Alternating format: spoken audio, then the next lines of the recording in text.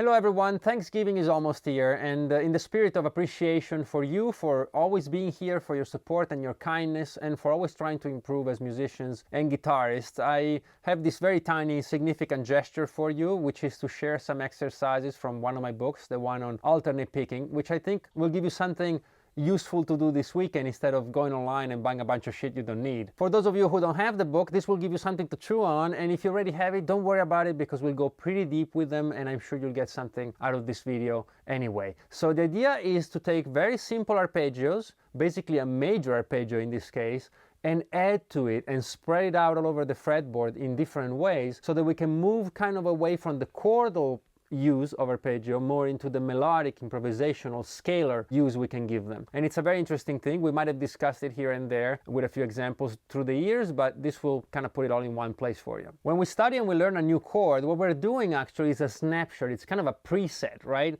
It's a selection of notes that we can hear all at once. And that makes it easy for us to form an opinion on chords. It's much easier to say, wow, this chord sounds mysterious, this one sounds so happy, this one sounds ambiguous, and this other one sounds creepy. Scales, it's a bit more difficult because you hear the notes in sequence, so by the time a very strong sounding note happens, it might kind of erase what came before, or it might confuse what comes after. But chords are like right there at once. That always fascinated me. I always had a very strong opinion on every chord I learned. It was kind of obvious to try and make them available to me on the fretboard. This serves me very well when I improvise, when I write melodies, when I play solos. I have all these colors available. So for the first exercise, which is actually exercise 68 in the book, we have a very simple G major arpeggio. If you want a refresher on major and minor basic arpeggios, you should check out this video. It's also great for technique. So there you go, I leave it right here. So let's take this basic G major arpeggio. We're gonna start on the 10th fret of the 5th string,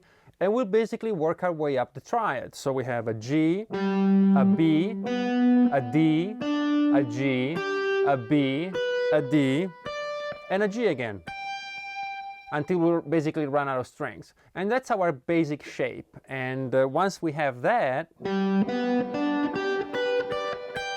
and it could be any other shape, you know, we decide on a sound we want. We decide on how we can add notes to it. And one of my favorite chords of all time is the major 7 sharp 11 chord, which sounds like this. I find it so beautiful, and so that's what I'm gonna do. I'm gonna find every major 7th and every sharp 11th, which in the key of G are F sharp and C sharp respectively, and add them to this arpeggio like this. I have a G, a B, a C sharp, a D, F sharp, G, B again, C sharp, D, F sharp, and G.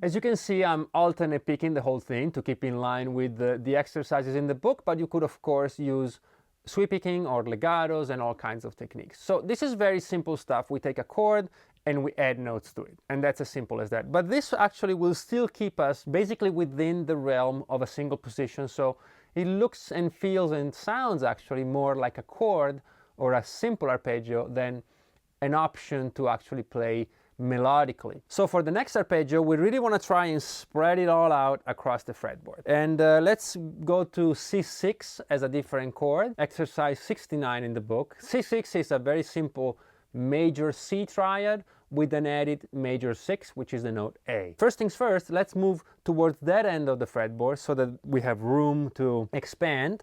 And we find a C, of course, on the 3rd fret of the 5th string. So if I start counting my notes from here, I have C, E on the 7th fret, then move down to the 4th string and I have G and A. But I don't want to waste any strings, right? So I'm going to actually move this G and E here to the 6th string, and now I'll have G and A on the 3rd and 5th fret of the 6th, and then the C and E. So all together,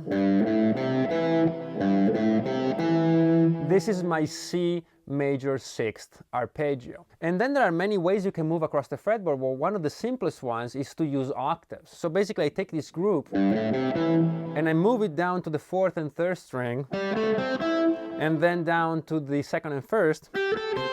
And now I have this very simple shape spread out across the first basically 12 frets, really. I'm starting from the third and work my way up to the 12th. Then I could of course go back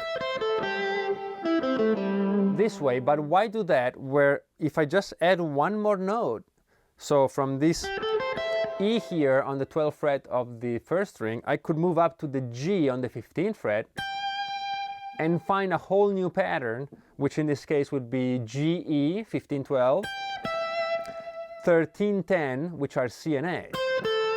This is another group of 4 notes that are a C6 arpeggio.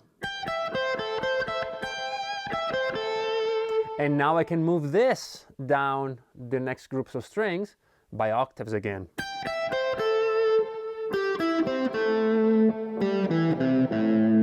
So now I put both of them together and I'm covering 12 complete frets. And I have them spread out in a way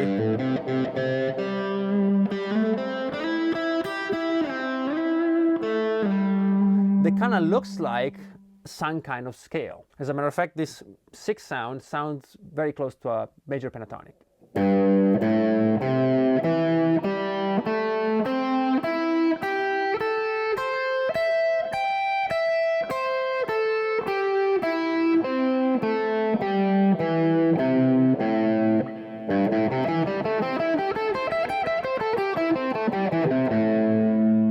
So this is basically and briefly the story behind these 2 exercises. It goes well beyond them because they open doors to many different interpretations. You can do this in any way you want. Maybe to help you grasp that, there's another exercise, number 70, which I'll also include here, and I won't demonstrate it for you, but it's again the same idea. I take a chord, again a major chord, I transform it by making dominant, and then I find it across the fretboard in a way that I can find some kind of way of making wider and longer and more available to me as a melodic option. Really cool stuff. As I said at the beginning of the video, this certainly is an inadequate show of my appreciation for your love and support, but still I think it will come in pretty handy for you. If you aren't subscribed yet, maybe consider doing so. We're getting close to 30,000 now. If you learned something new today, maybe give it a like and maybe share it with your friends. If you'd like to help me do more of these videos, there's many options down there. There's Patreon, there's affiliate links, there's music you can listen to, books you can buy, but no matter what you do, I look forward to seeing you next week. Bye-bye.